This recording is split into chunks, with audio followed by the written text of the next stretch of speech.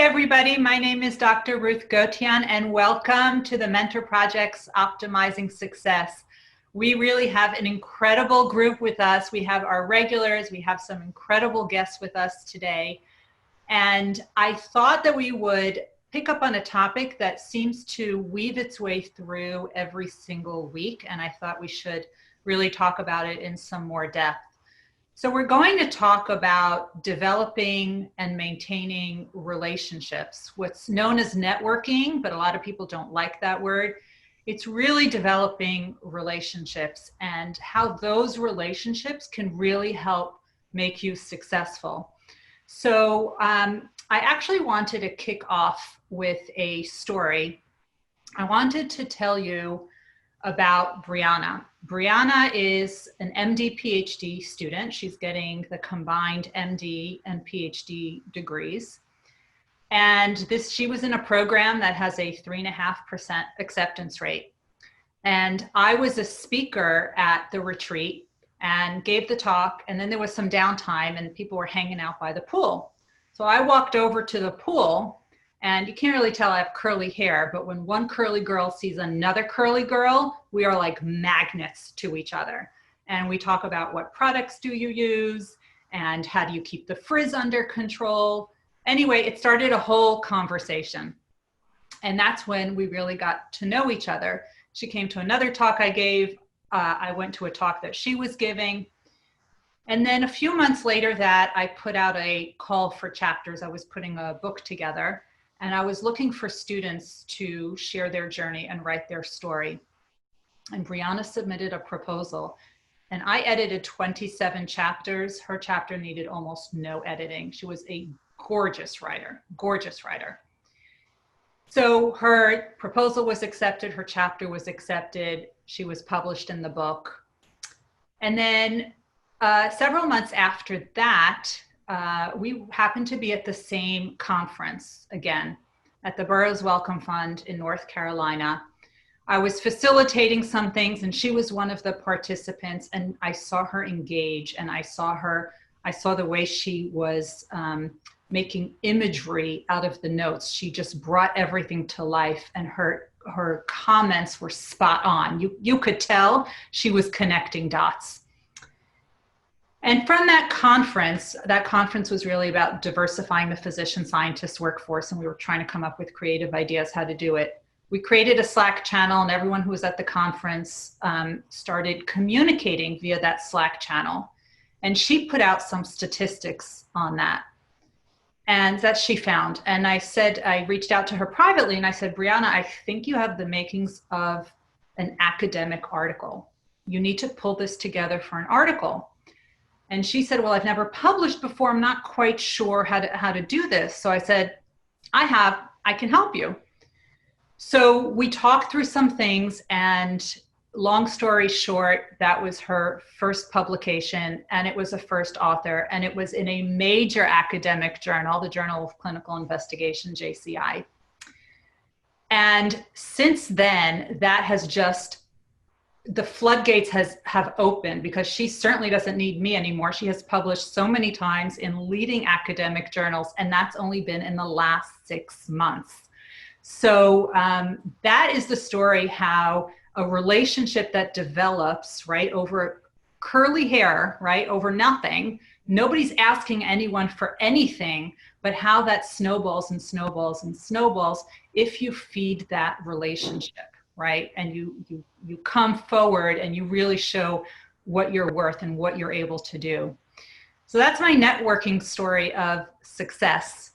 And I want to really talk more about the networking. But first, let's introduce our high achievers this week. And I'm going to call you out the way I see you on my screen. Janice, you are first. Oh.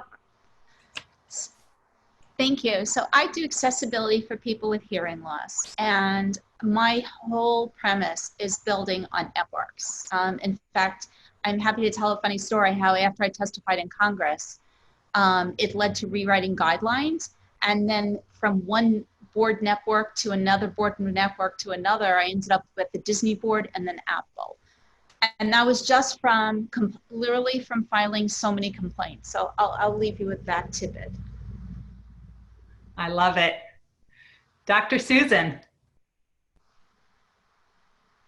Hi, everyone. I'm Dr. Susan Bernstone, and I think, just to add something to this topic, I can talk more about it later. One of the things, it's actually a pet peeve of mine. I think that people need to be very sincere, and you need to make relationships for the sake of making true relationships as opposed to trying to get something or selling something.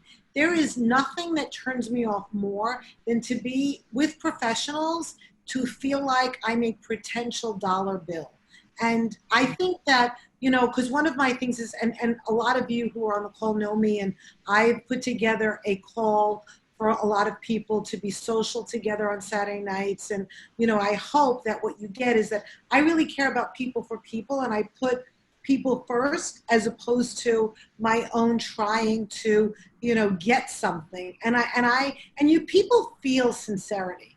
I know I feel it. So my one piece of advice would be, really try to make relationships for the sake of just bonding with other humans and be real and connect, and the rest will come later.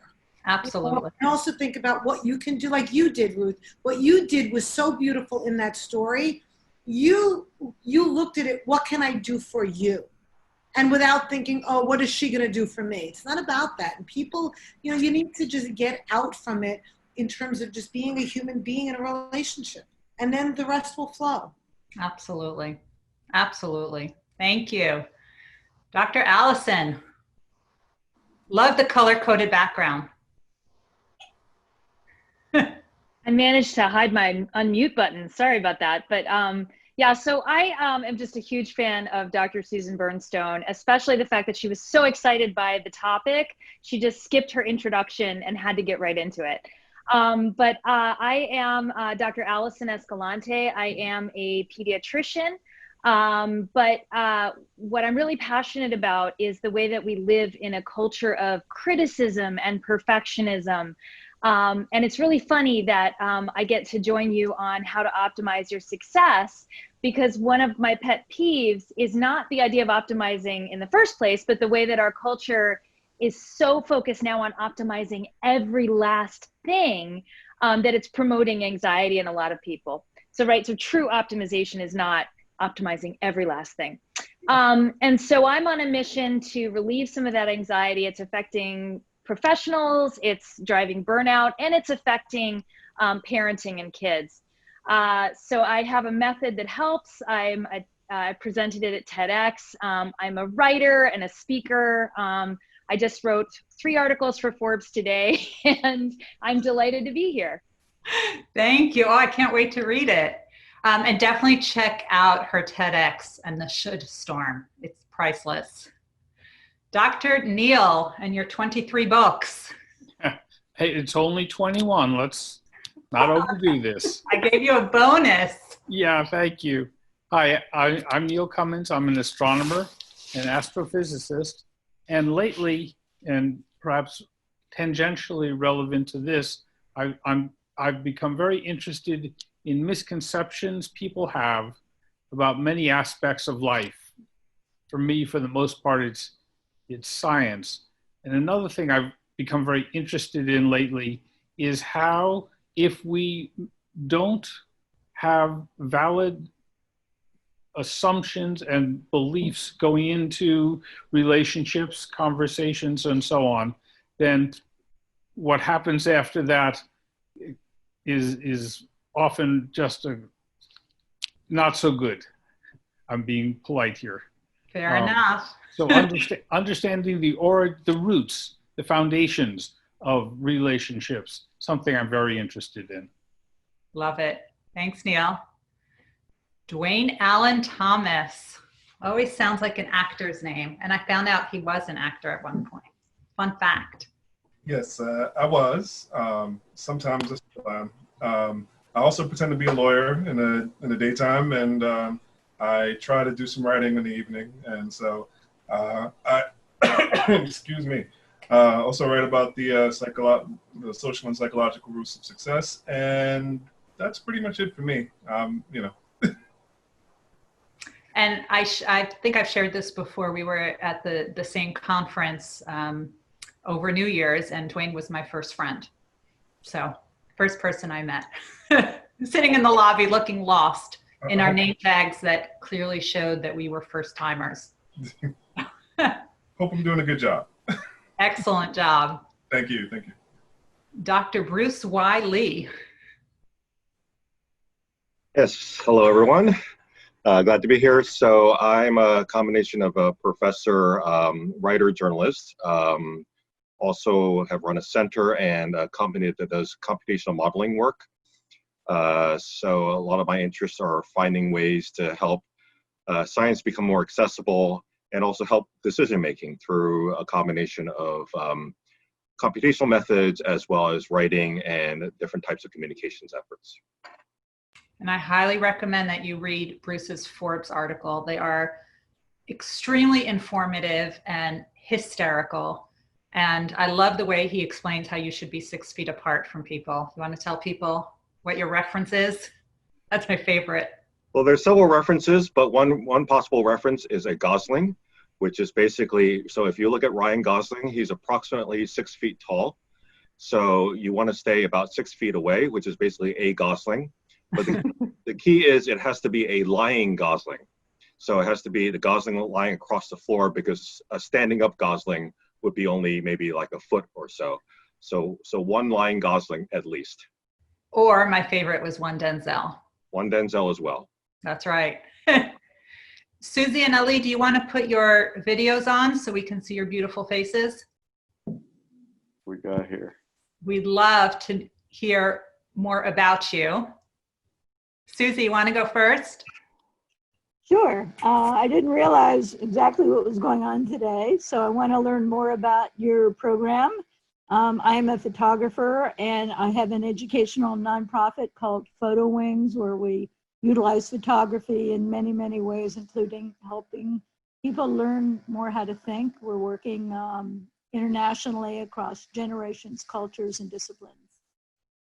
And Susie has, she gave a TED Talk, and to our Saturday night group that Susan organizes, she taught us about photography, and it was the most stunning photos I have ever seen. And what I remember is, remember your light. That's what stuck in my head. Thanks, Susie. Thank you. Ali.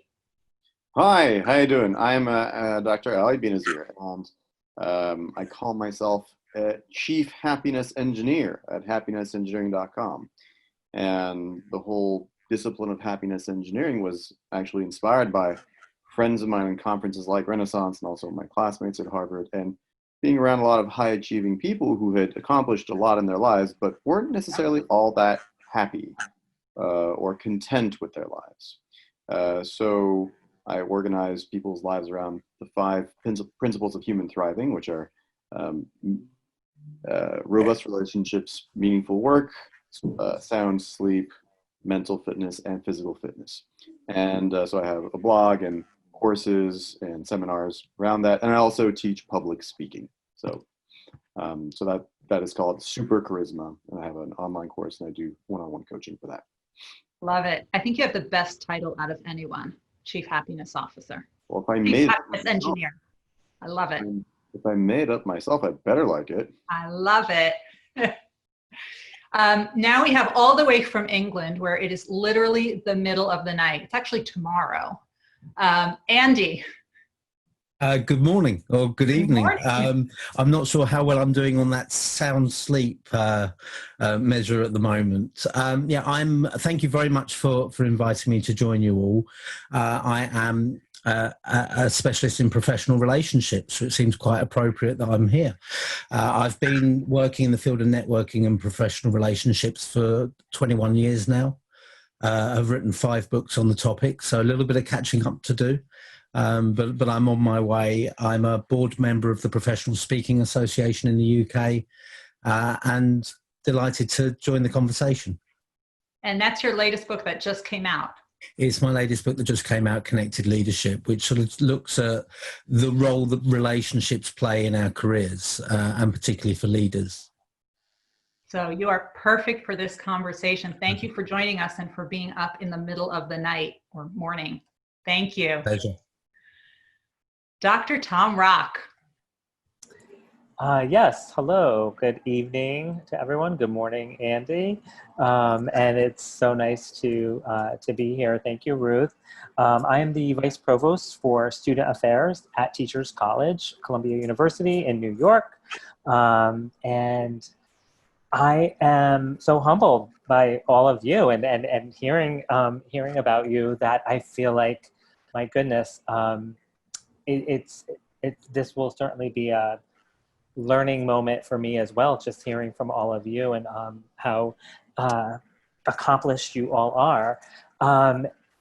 I actually, when I think about optimizing success, I think about like being your authentic self, and maybe some of what Susan had talked a little bit about, and really being genuine, being true to yourself. And then that networking will actually naturally come, and it will come to you. I see this a lot with my work with students. Students are coming to Teachers College and they just, networking, and they want to do it. But sometimes they try and they're pushing just a little bit too hard. And so I think if you are your authentic self and if you live your life, you're actually going to be developing those relationships, and they'll be much more meaningful because you will have developed them in a natural way and in that natural setting.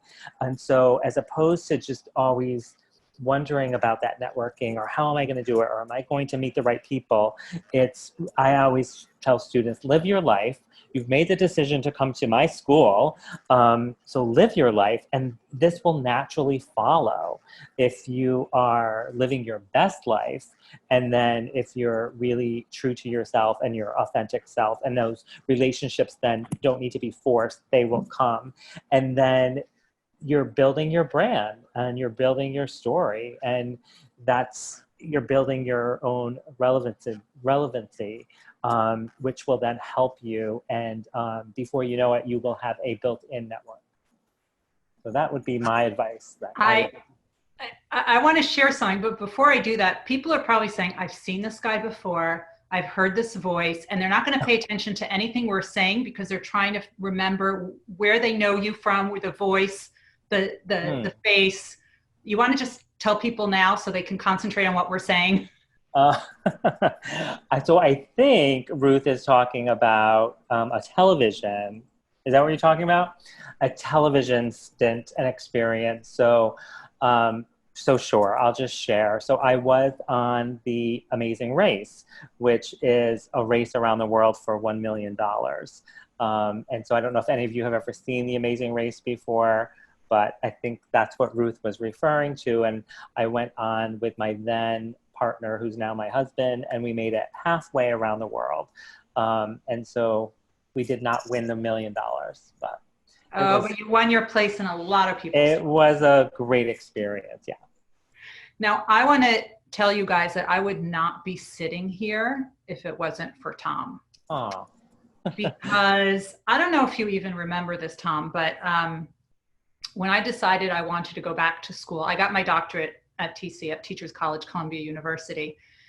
But at that time, I was working full-time and raising a family. And I had the chutzpah to write a letter to the president of Teachers College. And I said, I want to do this, but I'm working full-time. I cannot draw this out. I need to create a tight, executive type program, but you don't have that. So what can we do? And it was a different president at the time, she turfed my letter over to Tom, who emailed me and said, why don't you come over and let's have a conversation? And I don't know if you remember this, but you were in admissions. Yeah, I was in charge of admissions at that time, yeah. That's right. And I sat in your office and you said, well, what is it you want to do? And I said, I want to get my doctorate in X. And you started asking me all these questions and really listening. And you said, I don't think you want it in X. I think you want it in Y. And I said, well, what is that? And then I started looking into it, and you are 100% right. And I applied to that, and the rest is history. And look at it. Now you're one of our, most outstanding alums. Thank you. But it was all because of that conversation and the fact that you called me in and you listened to that conversation. And, we've been friends ever since. Yeah. So I appreciate that. Oh, thanks, Ruth. Thank you. Thank you. And last but not least, you remember I told you the story about that the curly haired girl, young lady, Brianna. This is her, Brianna Christophers. Hi, everyone, and thank you, Ruth, for having me on and for telling our origin story, I guess.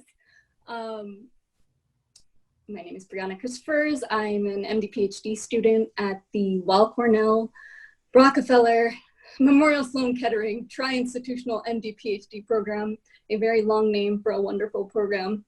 And I'm in my third year, so I'm starting my PhD now, I guess. Amongst everything that's happening in the world, it's a very strange time to be in science. But as far as what's come up in conversation so far, I think I'm going to echo the idea of like creating spaces for people to come together organically. And I'll give the example, one example of something I've helped create, the Latinas in Medicine community on Twitter. So it's all organized around one hashtag, and then we have a central account.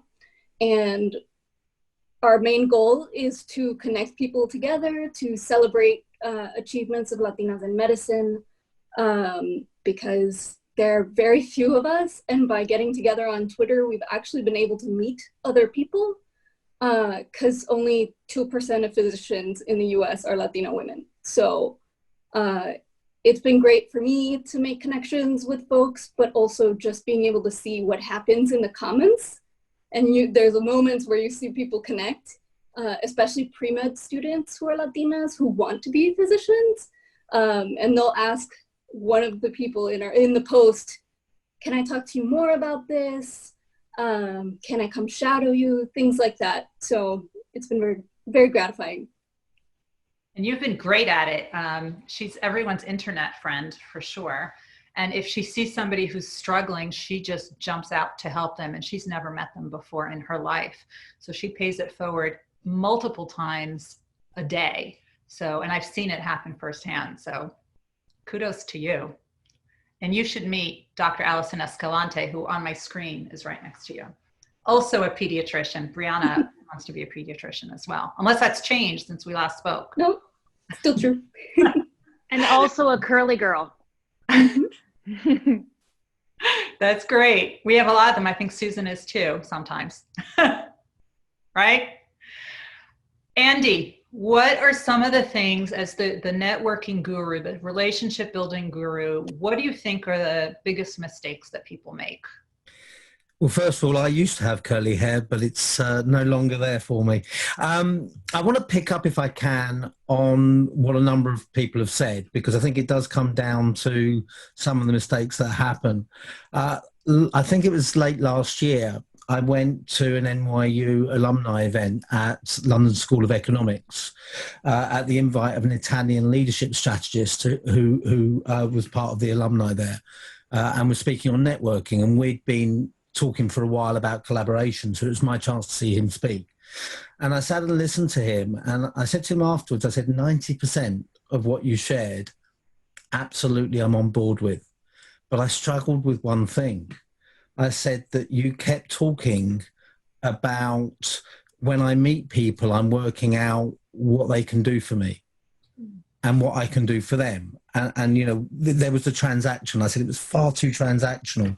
I said, my approach is about building deep relationships and building a network that can support you and you can support going forward. And by the way, I don't believe in quid pro quos. You know, I might, if we take this group as a network, I might help you, Ruth, and then you might help Susan, and Susan might help Neil, and Neil might help me, and we all win. That's how it works. And we had this conversation a few days later. And as a result of that, in the book, I talk about partnership versus relational mindsets when it comes to relationship building. So you take the partnership or the strategic mindset is, this is what I need to achieve my objectives. These are the people I need to meet. These are the relationships I need to deepen. The relational mindset is we get on really well. I don't know if you're relevant to me, but we get on well. If I can help you, I'm delighted to. And what I talk about in the book is a blended mindset. Because actually listening, I agree with everything Susan said. I agree with everything Tom said. But at the same time, I slightly disagree. Because I think that there is that role for strategic thought, and that's what's missing. I think a lot of leaders understand how to build the right relationships intuitively, but many others don't, and they need more focus. And even if you're a leader who understands it intuitively, if you apply it thoughtfully, and let's use the term thoughtfully rather than strategically, because that might fit easier for some people. If you apply it thoughtfully with focus, you're going to accelerate your results. So I talk about a blended mindset, and a blended mindset says, this is what I'm working on at the moment. This is what I want to achieve. And it could be a project, it could be your career. And these are the people who are going to help me. So when I mentor people in their role, I'm mentoring someone in the UAE government at the moment, and she wants to get to cabinet role. And I'm saying to her, okay, what's the role you want to be in 1 year? What's the role you want to be in 5 years? Who are the key people who are going to influence that decision? Do you know them? Do they know you? And what can you do to strengthen that relationship? There is a place for that, as there is a place for the relational approach as well. You know, relationships by chance. But most importantly, all of that thought can go on in the background, but when we engage, it is on a natural level. It is on a very authentic level and with integrity. You should never feel networked. And if I meet someone and they're perfect for me, but we don't click, we operate on a basis of hopefully of mutual respect, but I don't try and force the relationship. And I think that's the key, the key ingredient, you know, that makes that blended approach palatable if you want to focus on a natural one. So how do we do that? You do it by understanding what your objectives are, working out where the gaps are in your network. I have a matrix where you can look at a particular project, and I think there are 3 types of people you need on anything you're trying to achieve. And they can be, these 3 types of people live in any stakeholder group. So if you think of a particular project, you might, if you work for a multinational company, you could be looking inside your own organization. If you're client facing, you might be looking inside the client's organization. You could be looking at people in your industry. You could be looking at people in your client's industry, people who serve the client's industry. And in all of those stakeholder groups, you're looking for 3 types of people: people who influence, people who can make introductions, and people who can give you information, ideas, and insights. Oh, can you repeat that? That was good. I need to write that down. It's people. My informal name for it is my 3-eye pie. In my book, it's the relationship chart, but the informal name is the 3-eye pie. It's people who have influence, people who can make introductions. In the professional services world, they'd be called intermediaries, and people who can give you information, ideas, and insight. And if you have strong relationships, and one person, by the way, could tick all 3 boxes. But if you have those sources within organizations, then you're going to be in a better position. So I have a client who's taken that, and I've also got a model of the 7 stages of professional relationship, because I believe that when we use the term build our network, people immediately think of meeting new people, and they don't think about deepening the relationships they have. So I talk about the 7 stages of relationship and focus on deepening your existing relationships rather than just randomly going out to meet new people.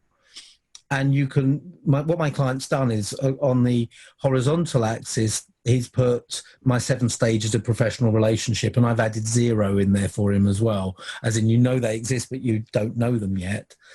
And then down the vertical axis, he's put the stakeholder groups, and then he starts populating it with the names of people he knows. So he might say that Brianna is in my client stakeholder group and a level 4, and then highlight based on a color-coded key, where they are, if they're an influencer, an introducer, or a source of information, ideas, and insight. So immediately you can see where key people are, and you can say, do I know them well enough? And if not, how do I deepen the relationship? If I do know them well enough, am I asking them the right questions? And where do I not know the right people at all? So that's the strategic part. And the other part of the answer to how do you do this? I didn't think we'd need an Excel spreadsheet for this. This is But the other part of the answer, I thought with a group of academics, I would be okay with that. The other part of the answer is, how do we do this? Is that's the thought that's gone on when you're at your desk and you think, right, where do I need to build strong relationships? But when you reach out to people, you reach out on common ground. Who do you know in common? What have you got in common? What are you trying to achieve? How can you help them? I'm not a great believer in meeting someone for the first time and saying, how can I help you? Because I don't think there's authenticity in that. I've had too many people meet me at networking events, say, hi, you're Andy. How can I help you, Andy? And you're just like, someone's taught you to do that, haven't they? And you don't mean it. I want you to want to help me as I want to help you, for it to be meaningful. To start building the relationship as you would on a human level. So I know it's a little bit, it feels a bit unsavory to talk about doing this strategically, but we're building professional relationships for our profession. And I think it's okay to acknowledge that, as long as you enter it with the right spirit. My favorite quote comes from a British poet and author, Elizabeth Asquith Bibesco. She was the daughter of the former British Prime Minister, Lord Asquith, around the turn of the 19th and 20th century. And she said, blessed are they who give without remembering and receive without forgetting. Give without remembering, receive without forgetting. And I think that's the best way to encapsulate the spirit, the philosophy with which you approach this. Amen. So Tom, you're working with students all day long. They have not yet mastered this. And we have a lot of people coming up through the generation that we're trying to inspire and motivate and educate as to how to do this without seeming sleazy or creepy, or the fact that you always just want something from people. What do you tell these people? What do you tell the students who are trying so hard to make these professional contacts, but it comes out synthetic? Well, I think the first thing that I'm going to tell them is to read Andy's book. Because that made so much sense, to talk about thinking about, who are the people that influence, who can make introductions, and I just think, and who has information. I think that's key. But if they haven't read your book, or they haven't, then I would say, Ruth is right. I mean, there are so many students that come into our world, especially at Columbia University and, an Ivy League institution and a school of education at Teachers College, where in many ways, that's why they came to Teachers College, or they know that they have passion and they want to do something and they want to make a difference in the lives of others, but they often, at any Ivy League school, students seem to want to go there because of that network that is going to be there for them and open it up. And what I often see students doing too many times is kind of what I said earlier, they just are trying way too hard. And then they're not always as successful at that. They're awkward or they, and that's where, and I think for students, they have to not only think about, like, of course, our famous professors and our top scholars, and that's going to naturally happen because you're going to have an advisor, you're going to work with somebody, you're going to develop a relationship. That's going to happen. But I think, and what I see sometimes that students don't do often enough, and I would think anyone in any organization doesn't do this enough, is just your own peers that are right around you and the network that can do for you.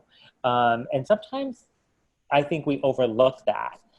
Because we're so focused on, like, that top scholar or that person that I need to network with, and you are forgetting the relationship with the person sitting right next to you in your class or in your organization or at a meeting that can be that influencer or can be that introductory person for you, or somebody who has a lot of information for you. So that's my advice to students. Like, the top scholar relationships that I know you want to have will naturally occur.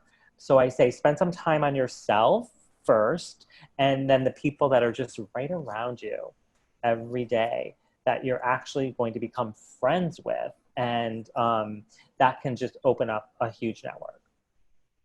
You know, I've shared this story before. I don't remember if it was on this show, but the way I found my advisor, I was looking for something very specific and had a hard time finding the right person. And ultimately, the woman who became my advisor and my mentor, she was on the show a few weeks ago, Dr. Marie Volpe. It was the security guard who recommended her to me. Oh yeah, Dennis, right? See, everyone knows exactly who I'm talking about, Yeah. because you know, you just talk to people, you develop those relationships, you develop those friendships.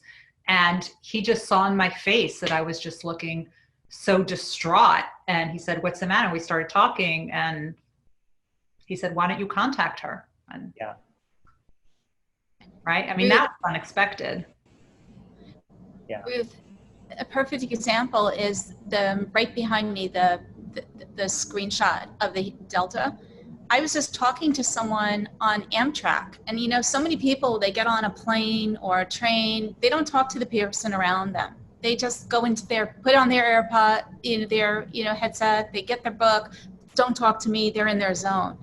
But the woman next to me was super chatty, I was super chatty, we were like chatting the whole time, and she was complaining about a problem with Amtrak.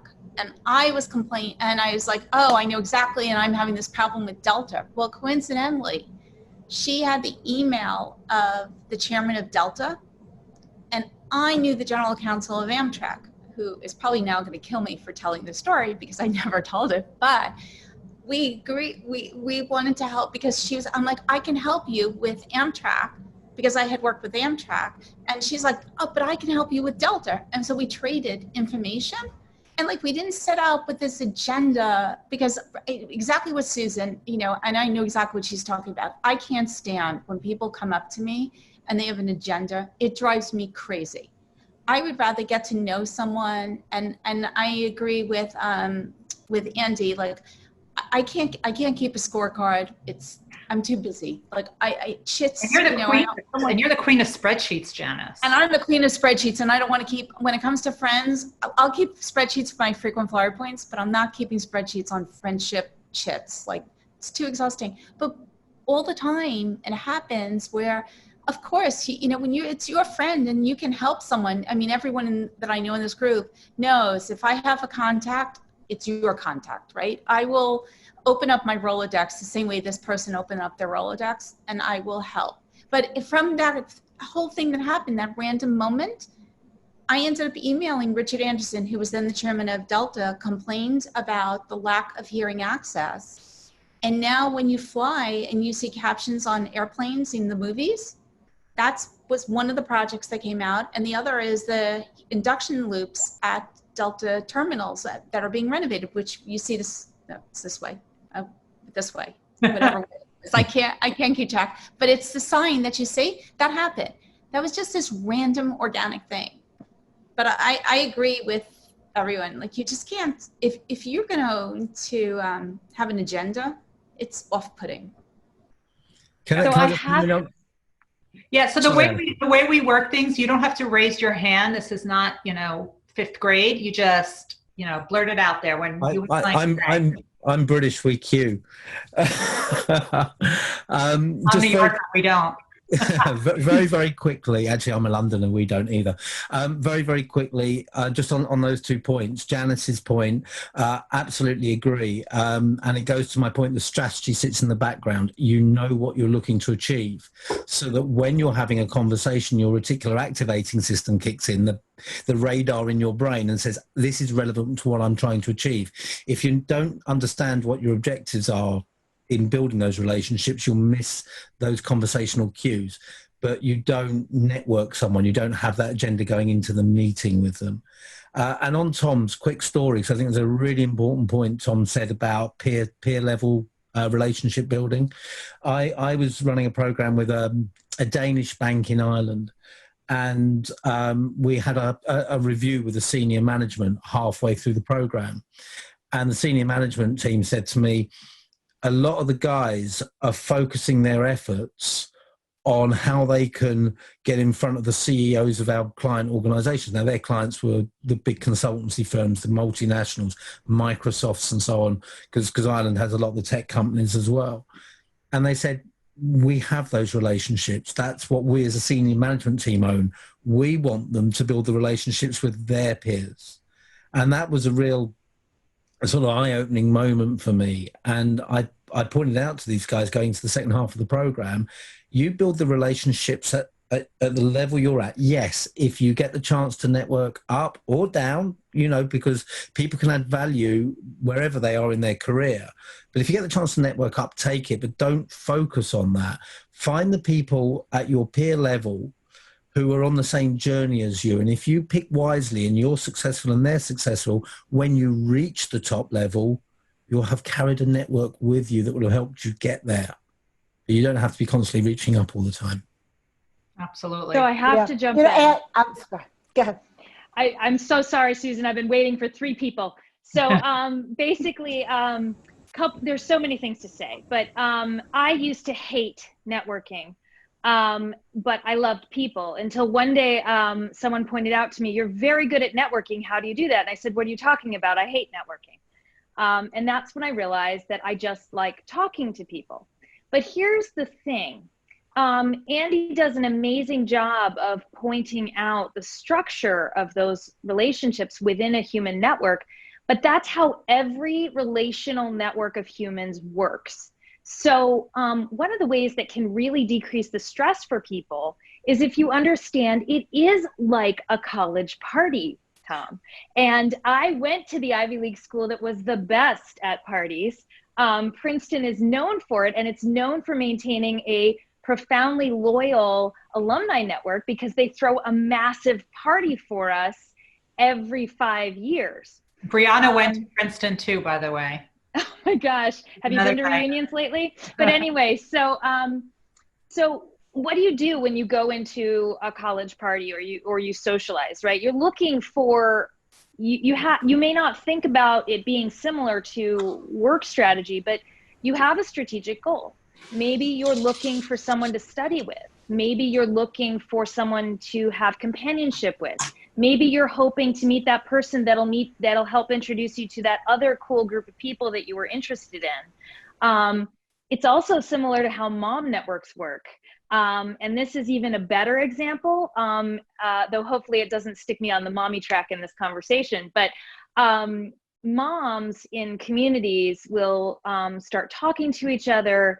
And you have those people. You have the one who connects everyone. You have the one who knows all the stuff about how to navigate signing up for youth sports. And you can text her any time of day. And you have the influencers who are there. But one of the things that happens is you tap into the network, and before you know it, people are offering to watch your kids in a pinch. Or you suddenly have all this backup with each other. But I think that when you think about it as like a normal human relationship, it takes a lot of the pressure off. Absolutely. Susan, you were going to say something? Yes, I wanted to also underscore, Andy, you did bring up many, many good points, but one of the points is about being strategic in terms of, whoops, someone's talking, I think. Okay. Oh, I'm sorry. It's okay. I was telling my husband to turn on the light in the back. I thought I was on mute. That's okay, Tom. So what I was saying is that, you know, in terms of Andy's piece about being strategic, I think when I work individually with people and with groups and with employees, I'm a mental health professional. I've been working in the field of mental health, working in that role, also a professor, as well as in television. I wear many different hats, and I help people tell their stories publicly, as well as doing panel discussions. And many of you have been on my show or will be on my show, and you will see my show. So in terms of one of the things that I find is that what gets in people's way of the strategic part is that they don't know what they want. And it's like a lot of people kind of get in their own way. And a lot of the work that I do with individuals and groups is to help them to see how they're getting in their own way of succeeding because they haven't really clarified, okay, what is it that they actually want? And what do they believe that they can accomplish? And, I don't want to go too far into that, but I think there is a subset of people that make a lot of the connections. They know how to have real relationships, but they need to clarify, okay, well, what is my goal? Where do I want to be in a year? Where do I want to be in 2 years and 3 years and 4 years? And for some people, they need to have that discussion and to really sit down and say, oh, it's okay to want that. And how do you get out of your own way? And I would argue that's not even a subset of people. That is it's a large majority of people in my experience. I think at leadership level, people are much more focused and driven. But goal setting still isn't common. And when it comes to relationships, it's absolutely not common at all. And I'm launching a new mentoring program, and with the lockdown, a lot of my focus has shifted from training and speaking to my mentoring. And I now ask people to fill in quite a detailed questionnaire before we have a conversation, because I want them to think about what they want to achieve before we even start talking about how I can help them. And the first person who completed it was, oh my God, that was so useful, because people don't think like that. Right. And the other big thing that I'm working with people on is imposter syndrome. And that is a huge piece and a huge thing that I have begun to even work on even more so, because I see the need, and developing a program for that as well in a group. So it's really, and I think that's connected to goal setting and how people get in their own way, because it's like they have this idea of what they want, but they're not so sure that they can really accomplish that, because it's about the way that they feel about themselves. And as people go higher and higher up the ladder or whatever they are doing in their profession, the more the imposter syndrome kicks in, and the more then they get confused, as Andrew, you were saying. So yes.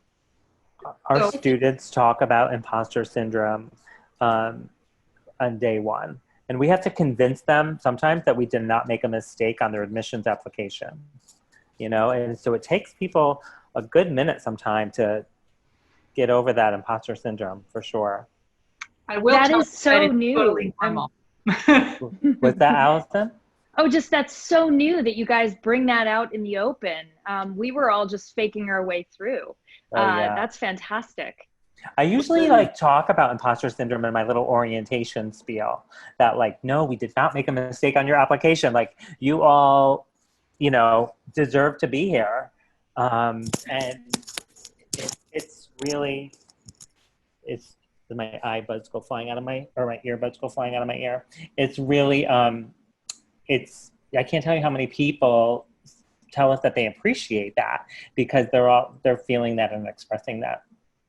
I'll never forget the story of a woman who was a chair of a department in NYU. She had gotten her doctorate, probably 40 years prior to this discussion. And she was, I think it was a retirement party. And she said she kept the research, the backup research for her dissertation, from 40 years prior, in a box, because she still had the fear that they were going to come and question her research and take her PhD away. And that was mine too.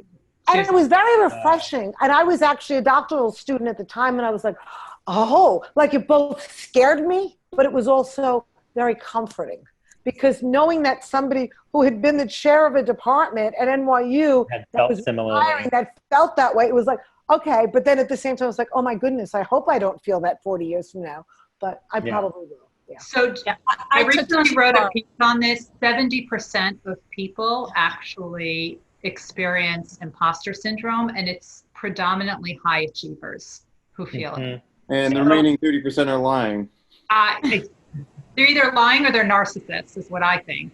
It's 100% normal. And if you have it, you're normal. You're normal. Right. The saving grace of imposter syndrome is if everybody has it, then effectively nobody has it. It doesn't really matter. If you all took our saving research, I had to take 2 bars because I was so convinced I was going to fail the first bar that I took a second one so I could move states. And now, once you become admitted to a state, you have to like forever, you're tied to it. You can't just say, oh no, New Jersey, I'm really not interested. You keep it, and I'm just going, no, you have to stay with us for the rest of your life. Yeah, New Jersey is hard to get out of. They don't. Really hard to get out of, but it was all because I was convinced. I took the bar when Kennedy was taking the bar, and he failed 3 times. I was convinced if he would fail, of course I would fail the bar. No, now I have 2 bars that I'm retired from. But I wanted to add the thing with the networking. One of the ways that I find that's really good for networking is if you do a really good job at whatever it is you're doing, people are going to notice you and want to help you. And so I think instead of, always like, okay, my goal is to network, just do a really good job. So what I mentioned before was I had testified before the National Park Service Subcommittee in Congress. And my testimony was spot on because so many people had helped me. And then afterwards, I worked with the national parks to write their federal guidelines. After we finished that, the person I was working with left, and he went to become the head of the Freedom Center in Cincinnati. And so when the person who left the Freedom Center, John Pepper, went to become the chairman of Disney. And so after he saw what I was doing with the Freedom Center, and I asked for Don Murphy, who was a person at the National Parks, for help with Disney, he was like, of course I would help you because we just did all of these things. And so then I had problems at Disney, fixed the access at Disney with the induction loops. And then after working with Disney, I had some problems with Apple, and I had noticed that Steve Jobs was on Disney's board. So I asked John for help with Apple.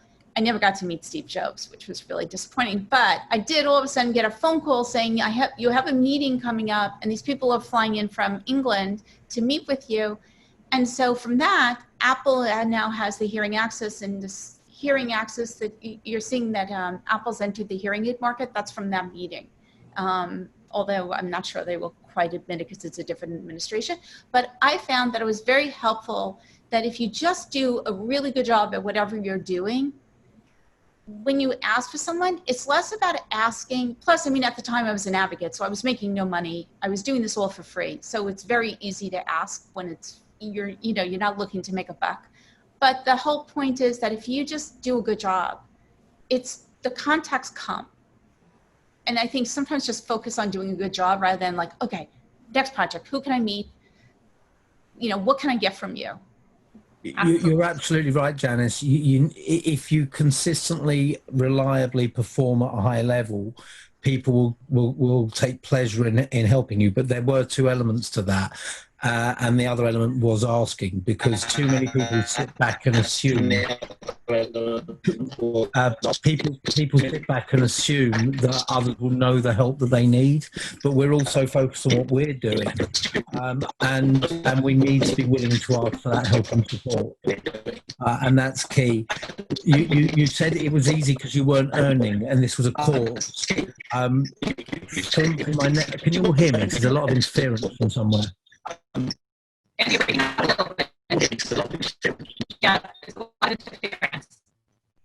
Right, can you hear me okay? I can't hear you at all. Yeah. You can now. So I've been doing a lot of research on asking for help for my next book called Just Ask. And one of the key things that came out was one of the people I interviewed really struggled asking for help. And he was setting up a campaign to get more transparency in the financial services industry in the UK. And someone mentored him and said, why are you doing this? And when he realized he was asking not for himself, but for a cause, it freed him up. So asking for a cause is so much easier than, as you said, Janice, asking for a buck. So I'd like to share a little something from a book that I read recently. It's a book that I almost didn't want to read because it seemed really boring, but I'm glad I did read it. It's called The Courage to be Disliked. And it was this blockbuster bestseller in Japan. And it's about the psychology of Alfred Adler, German psychologist. And one of the things that he talks about is the difference between horizontal relationships and vertical relationships. And when you have a vertical relationship, you are either trying to reach up or you're trying to, look down on someone.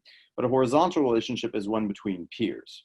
And one of the most powerful aspects of Renaissance Weekend for me has been that here are these people who would, in any other context, have a huge amount of social distance with me. For example, you have a Nobel Prize winner in economics, you have an astronaut, you have, a head of a department chair in a university. And if I were in that context, it would be much more challenging for me to forge some kind of bond with them, because the implication would be that I want something from them or somehow they can serve me, who knows. But Renaissance kind of flattens all those, and you basically connect with people at the heart level, and you find some commonality, and that becomes a much more powerful bond. And then later on, you found out, holy cow, this guy was a total big shot. This lady is totally amazing, so completely out of my league. But now we're friends. It's too late. So it's so important to get out of, instead of say imposter syndrome mode, but to think, hey, who's the human here who wants to connect to the human with me? And there's bouncers have this saying, they say, treat the celebrities like normal people, treat the normal people like celebrities, and that's all the people want. That in the more we're conscious about the idea of the horizontal relationship and connecting to people on a peer-to-peer human level, that tends to be the more lasting bond for me. That's it. I would completely agree. Completely agree. It goes back to what I said earlier about have the strategy sitting behind, but then just connect with people because you've got something in common with them. I mean, I'm sorry, go ahead, Susie. No, go ahead.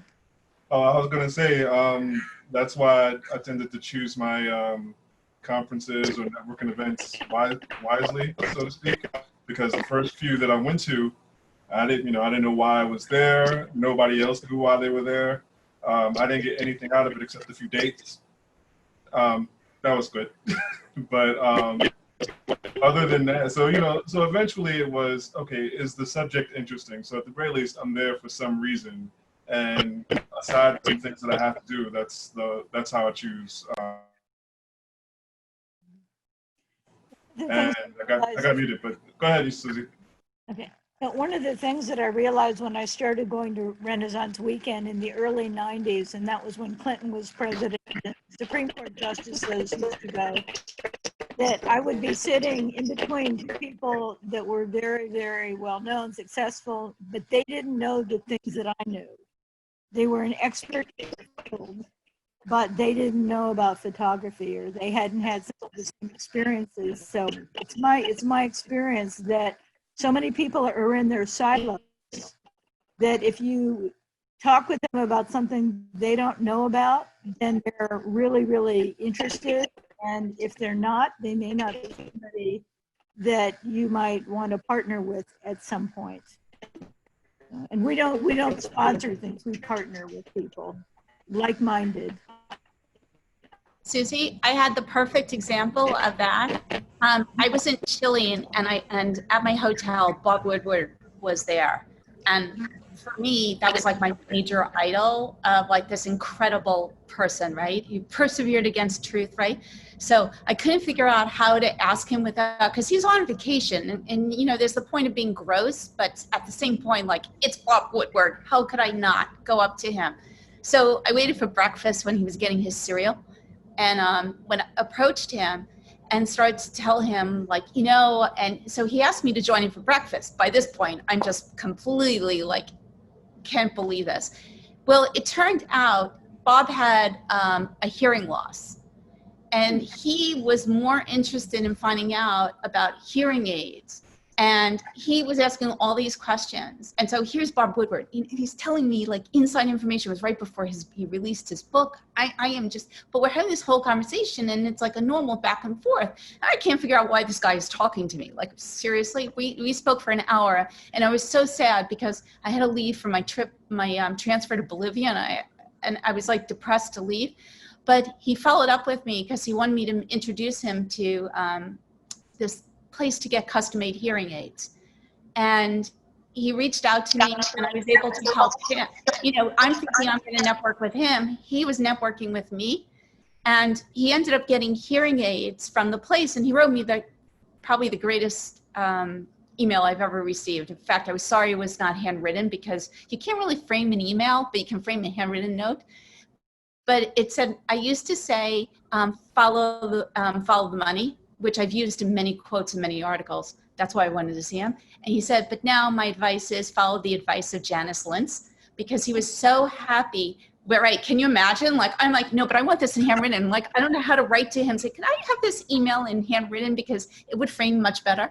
But he was so happy with receiving. He went to the place, got hearing aids, and he couldn't believe how he could hear. So here, I thought I was approaching him, and he said to me, you thought you were going to talk to me and I was going to help you, but you ended up helping me. So it was exactly what Susie said. It was just this happenstance in Chile. Hey guys, I don't know what happened, but my computer froze and died. So I am on my phone, so I can only see one person at a time who is speaking. I do want to, we're almost out of time, but I do want to hear Brianna's perspective as a student, what it's like for her to network, and what is something that you feel that is the most challenging? So as a student, I would say all the same things that have come up in this conversation so far, especially imposter syndrome. I think something that helped me slowly start to overcome it was becoming a student activist or advocate, as was mentioned earlier, having a cause, because it was no longer about me telling the university president about how horrible my experience was. It was speaking on behalf of other students like me, and we're all having those experiences. So there's that. And then as far as like making connections and such, I'll go back to Twitter, because it's been the best source of mentors and people who will connect me with folks in like my 25 years of life. So I've had folks who are like, yeah, I want to help you with this for sure. Or they'll respond to one of my tweets and they'll say, let's connect about that. I have pre-med students who message me and I help them by reading their essay. I think there's a lot of willingness to share, and even if it doesn't seem like you're building a relationship, because this is just someone who like sometimes comments on your post or you comment on theirs, you are. And I mean, just this week, I'm working on a piece about children and COVID, and I put out a tweet that said, hey, does anybody know any, like, someone who's a pediatrician in X state? And within an hour, I had 6 connections of like folks being like, oh yes, my friend who I went to residency with, or, you know, the pediatrician to my kids, or whatever. So people are really willing to help. Not everybody is, but the ones who are will find you. And as a student, to have people who are chairs of departments, attending physicians at other institutions, reach out to you because they want to do research with you, or they thought something you mentioned is like worthwhile, of like figuring out how they can change something at their institution, is really, really cool.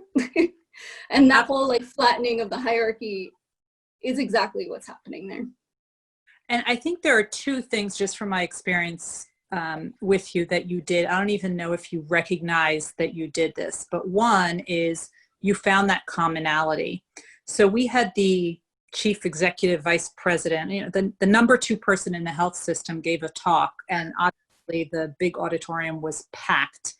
And 99.9% of the people in the room were just too intimidated, too much of that imposter syndrome to approach her after her talk. But you guys both went to the same undergrad, and like a beeline, you just, you know, reached out to her, you spoke to her about it, and I saw she was talking to you as she was walking up and out of the auditorium to the reception. So that was great. You found that commonality, someone who is from a different generation than you, and a different specialty than you, and is in the administration, very high powered, very high up in the hierarchy, yet you found that common ground. The other thing that you did was that you underpromised and you over-delivered, which is a phrase that my friends out in Michigan, Vineet Chopra and Sanjay Saint, say, Doctors Chopra and Saint, how you should underpromise and overdeliver, which you did with that book proposal. I mean, I was not expecting something so beautifully written by somebody so junior. I mean, we had deans writing for this book that needed more editing than your chapter. So it was beautiful, beautiful. And I think the fact that you did that was, oh, this is somebody who knows how to write. This is someone who knows how to meet and exceed expectations. This is somebody who meets deadlines. Because it was no stress, very little stress on the editor's part, then it was very easy for me to say, let's do this again. Here's another opportunity. So I don't know if you even recognize that you did that, but kudos to you. Thank you. And to the first point, I actually ended up meeting with her one-on-one, the person from the first anecdote. So here I was literally meeting with someone who's like the #2 administrator at this hospital. Because she told me to follow up. And you did. Yes. That was the key. Before we go, because we really are at the end, I can only see one person at a time. Duane, are you still there? I am. Can you share the story of how you told it a few weeks ago, how you met somebody, it was through the cold emails and that whole chain reaction? Actually, I do that a lot. So that's actually how I got into my master's program, by sending a cold email to the founder of Positive Psychology. Just because I was okay, that's not the story that you asked me to tell, but you could tell it. But what happened was that when I was in law school, I was trying to start a tutoring program, and I had realized that psychology was a problem. So I said, all right, I want to include psychology in the program. So I Googled top psychologists, and 3 people down, Martin Seligman pops up. I don't know if anyone knows him, but he's been studying depression for 50 years and learned helplessness for 50 years. And so I read about learned helplessness, and I was like, oh, wait, this looks like exactly the thing that I've been upset about since I was 16 years old. So I sent him a really long email.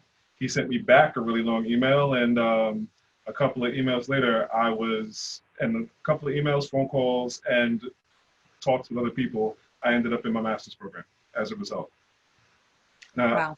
The one that you wanted me to talk about actually comes out of that, because while I was doing my master's thesis, I was told to get into public speaking, and from there I started doing some writing, and I wanted to learn more about writing, and someone had wrote an article, and I emailed her to learn more about books that I could read to find out more about writing.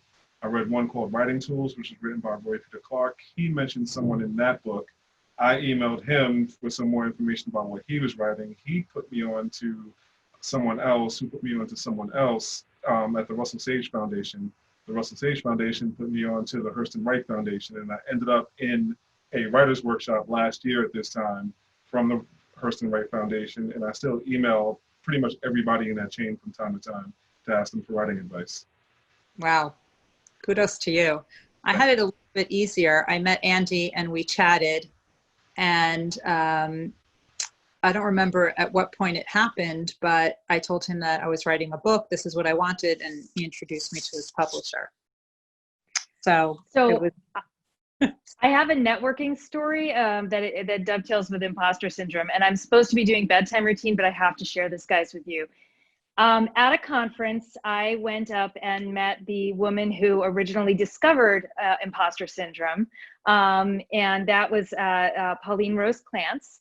And I just went up to talk to her, and then I ended up speaking with her on the phone for maybe an hour and a half to write an article about her for Psychology Today.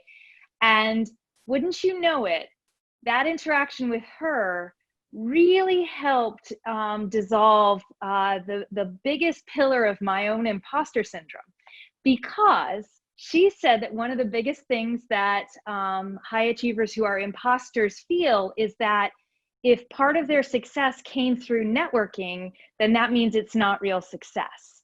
And so if someone helped you or someone connected you with someone else, that means you're a fraud. And she pointed out how quite the opposite, you know, you had, as Andy points out, you had the ability to go up and meet people. You had the strategic vision to meet someone who could help you, and it doesn't invalidate any of that. So networking with the lady who discovered imposter syndrome helped me get over my imposter syndrome about networking. That's a wonderful story. And can I just add to that? The networking shouldn't invalidate it, because if you've achieved success with the help of other people, that means other people believe in you. And if anything should invalidate imposter syndrome, it's other people's faith in your abilities. I love it. I love it. Now, I know we had a few people join before I froze. Brad and then Andrew, do you guys want to introduce yourself and maybe tell we're over time, but maybe tell a quick networking story? Hey, Brad, you're all dressed up. I'll hold off till next week. Yeah, we're already over time and there's too much to be said, and I'm sure you're going to do a part 2, so I'll hold. Okay. Is Andrew there? I'm here. Can you hear me? Yes. Well, I'm trying to balance out Brad with the level of dress. So sorry, I got home from the clinic and wanted to get out of everything that was potentially exposed. So my networking is from an interesting conference. It's called the Dialogue. I'm not sure if any of you have been out to it. It's Lauren Hoffman runs it. But I was in a panel with a lady who at the time was the chair of Aetna US Healthcare. And at the time I think I was still a resident. And for some reason they had me on the same panel, just there probably weren't enough docs. Most people were investors. And it was really interesting where at least temporarily you're kind of put on the same level. And she was going through the kind of protocol that Aetna was planning on using to do for pay per performance for docs across the country. And I said, you know, the formula you're using for how you're going to pay docs, the doc that I would pick to put a new heart in me would probably come in last in your criteria for that in Philadelphia. So before med school, I'd worked in a thoracic surgery lab at Penn, and she was amazed that I would say something like that. And I said, well, some of the really best docs out there take much more challenging patients. They're not cherry picking patients. And these are the 5 reasons why I would have this guy instead of someone else to take care of me, because lots of reasons. And that set her aback, but no one had really on the clinical side had ever come forward to say that. And so she was used to hearing healthcare executives talk about how this is going to be beneficial for cost. But I think it was some of the kind of where the rubber meets the road, clinical, how those things really affect people, had escaped all those informational meetings about why this was a good idea. So that was interesting, and we kept in touch for a couple of years. I think she's since retired, but that was a really interesting connection. Love it. Tell us about the canoes in the background. Oh, well, so this is a mile from where I grew up. I'm still a member at Lanikai Canoe Club on Oahu in Hawaii. And my sister paddles for that club 3 days a week. Right now, it looks very different because the hurricane is off the coast and the waves are about 15 feet higher. So I'm keeping my sister in mind. I was actually going to give her a call if the phones are still working there. Oh, wow. Well, we hope for her safety. I saw Neil had to go, and I saw Allison had to go. So I just want to, because we are so over time, maybe everyone can just say, where can we learn more about you and hear more about you? And I think we're going to continue talking about this topic maybe next week, because I think we just scratched the surface. Brad, do you want to kick us off? Where can people find more about you? And where's your book? Here next week with Dr. Ruth Gotian. Where's your book? Where's the picture of the book? I'm like so used to seeing it. There you go. And I'm the author of a book called Pitchfork Populism. If you get a copy and you go to pitchforkpopulism.com, hit contact, and we'll have a conversation. Love it. Love it. Thanks. Ali, you still there? Chief? Yes, I am. Here? I'm here, yes. Where can people learn more about you? Oh, yes. So happinessengineering.com. So articles are over there. I have a series of 14 lectures / seminars that I did with recorded meditations specific to living in trying times and how to cope, how to stay sane, how to maintain your equanimity, how to become happy. And each one is slightly different. So check them out. They're all free to download. And email is ally@happinessengineering.com. Love it. Duane. You can find me at your local Walmart and your local McDonald's. All right. Equalresults.com. Don't forget Nathan's, Duane. Oh, I'm sorry. Yes, Nathan's too. You guys are too much. Andy from the UK. In about 5 minutes, you'll find me in bed. It's 2:15. You can see my website behind me. It's lopata, lopata.co.uk. And with a name like mine, I'm not hard to find across the internet and the various social networking sites. And as long as you can spell it correctly. Very good on social media. And where can we find your book, Connected Leadership? Amazon, all the sites. It's available everywhere. As I like to say, all good bookshops and some rubbish ones as well. You can always order it in. So yeah, please do. It's my fourth book. The fifth one will hopefully be out in December. So maybe you'll have me back in the middle of the night for that one as well. We'd love to have you in the middle of the night next week as well, if you're up for it. I'll have to check my Tuesday diary. Next week. We hit lucky this week, so I'll have to check. Fair enough. Brianna, I'd love to come back. I've really enjoyed it. We'd love to have you. Brianna, where can people find out more about you?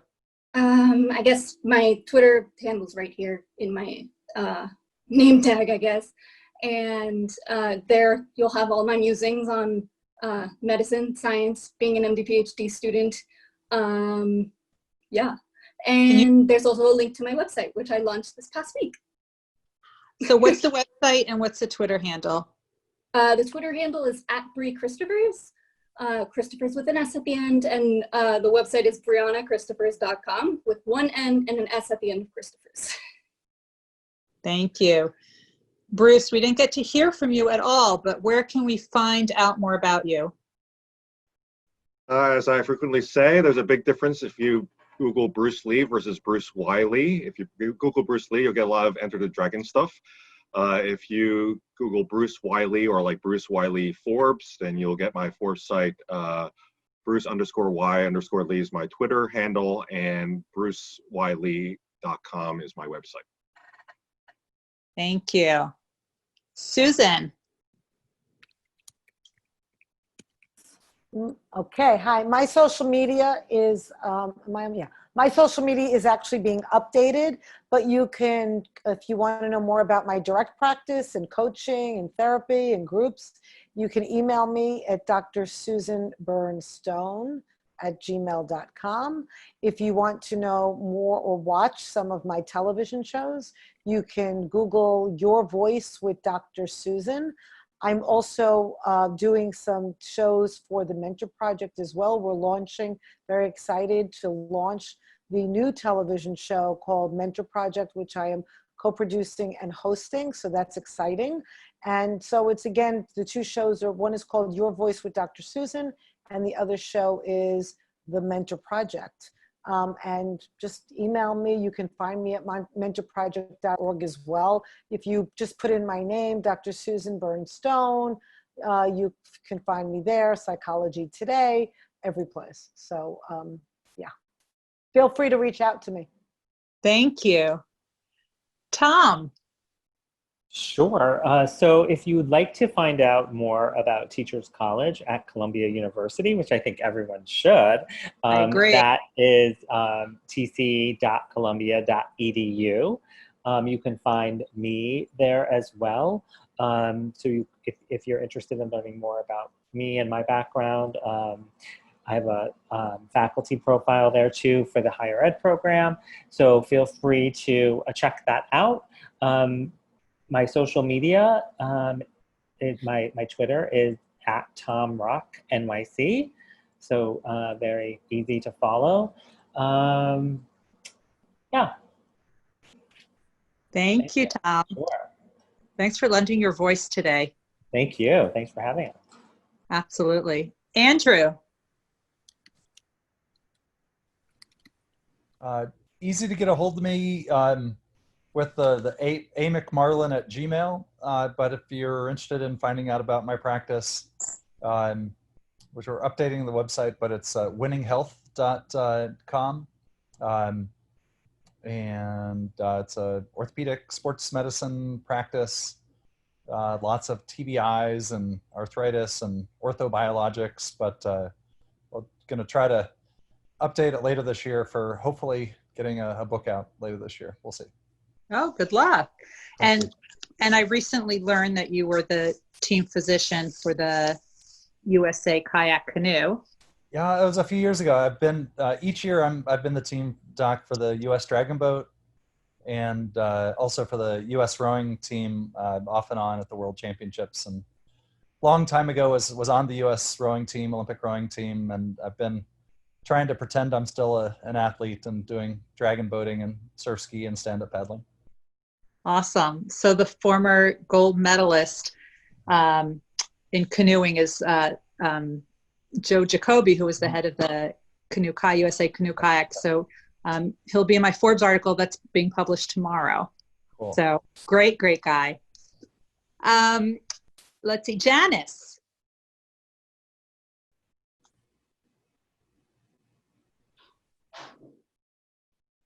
Janice, you there? Yeah, sorry. My hearing access information is at hearingaccess.com. I also, which I didn't mention, write about travel on my quest to visit every country, and that information is on janicelintz.com. Thank you. And Susie, we didn't get to hear from you today, but where can people learn about you and see your gorgeous photos? Well, I posted both my educational nonprofit photo wings and my photography website, which only has about 8 pictures rolling around, at susankatzphotography.com. I spend most of my time with my nonprofit photowings.org, and I made a couple personal videos on there that you can learn a little bit more. So thank you for doing this. Beautiful, thank you. And I am Ruth Gotian, and I can be found at ruthgotian.com. It's just my name, RuthGotian, and all the social media, Instagram, LinkedIn, Twitter. It's just my name, Ruth Gotian. So did I miss anybody? Did I get everybody? Ruth, how about a shout out to the Mentor Project? So the Mentor Project is sponsoring this or co-partnering for this. And you can find out more about the Mentor Project on Facebook by going to the Mentor Project, or you can go to mentorproject.org. There is a ton of stuff on there. Please check it out. You can become a mentor. You can get mentored. It's an incredible, incredible website and organization. So please check that out. And Debbie, who is the founder and CEO and the woman who's making all of this happen for us tonight and every week and all the other shows that are happening, she's there behind the scenes. So thank you to Debbie, and thank you to the Mentor Project. Guys, this has been incredible. Time went by way too fast. I think we need to continue the conversation on this topic for another week, because I think we, as I said, we just scratched the surface. So I'm hoping everyone will join us again. Anyone who's available next Monday night. I want to hear more incredible stories and more incredible tips. So thank you guys very, very much. And I will see everyone next week. Thank you.